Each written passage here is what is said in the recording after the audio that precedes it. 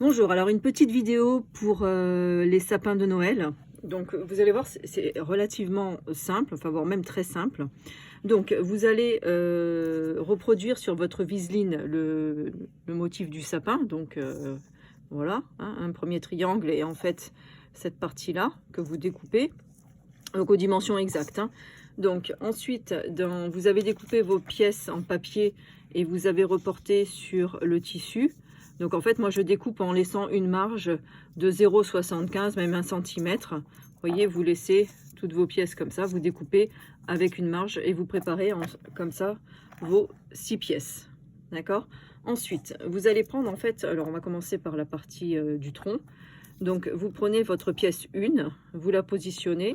Donc je retourne en fait sur l'envers et pour vérifier qu'en fait voilà ma pièce, il y a autant de tissu de chaque côté. Je prends une épingle, et je l'épingle le premier morceau. Je prends le numéro 2 comme c'est indiqué et en fait là je vais poser endroit sur endroit et je vais coudre en fait sur le trait comme ça. Donc en fait je voulais préparer à la machine. Voilà, donc j'ai cousu, vous pouvez le faire à la machine, hein, vraiment ça demande pas beaucoup de travail. J'ai piqué à la machine exactement comme ça. Donc le numéro 2, je l'ouvre, je le repositionne, donc je mets un petit coup d'ongle. Je prends ma pièce numéro 3, hein, qui est là. Je la positionne là encore sur le numéro 1. Je retourne, je vais coudre. Donc, je le pique à la machine pour vous montrer comme c'est. Voilà. Voilà. Ensuite, pareil pour la partie du haut. Hop, je positionne donc sur la viseline. Alors, je retourne toujours parce qu'en fait, ça me permet de bien mettre. Voilà, vous voyez là, en fait, j'ai à peu près partout la même proportion de tissu. J'épingle à l'envers ou à l'endroit.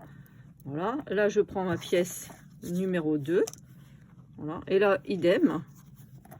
En fait, je positionne mon tissu sur bord à bord, en fait, hein, vous voyez là, comme ça.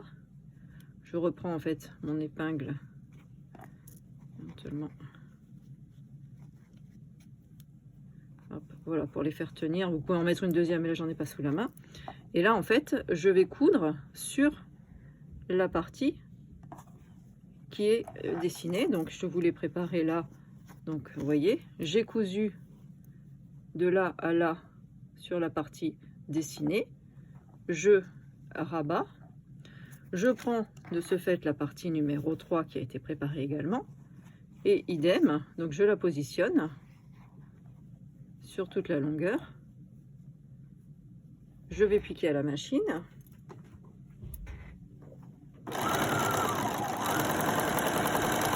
Là, je fais vite pour vous, hein, prenez votre temps. Voilà. Et là, j'ai mes deux parties. Donc, vous avez le tronc.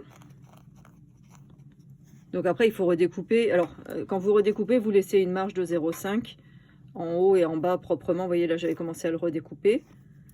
Vous avez également le sapin en haut. Voilà. Donc là, il faut...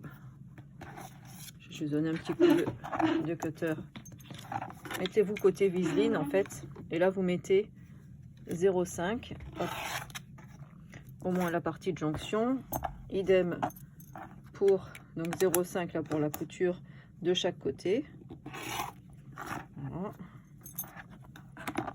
Et en fait, vous allez simplement assembler le haut et le bas en positionnant, voilà, comme ça. Et on va coudre à ras de là à là.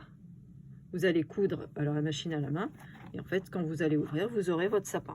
Ensuite, vous de redécouper tout autour. En fait, si on se retourne, donc là, par exemple, en fait, imaginons que le sapin est fini. Quand je redécoupe proprement tout autour à 0,5 autour de la viseline, en fait, basé sur votre viseline qui a été dessiné. Voilà. Et là, en fait, vous avez votre sapin, enfin, la partie sapin. Et c'est ça, en fait, hein, c'est la méthode du Crazy. Bon, vous voyez, là en bas, il faudrait le redécouper avant de le coudre. Voilà, vous avez votre sapin qui a été monté. Et la viseline, en fait, vous permet simplement de coudre et d'avoir vraiment des petites coutures simples. Ensuite, il faudra donc positionner le molleton, le tissu de fond et mettre un biais tout autour. Et voilà, c'est fini.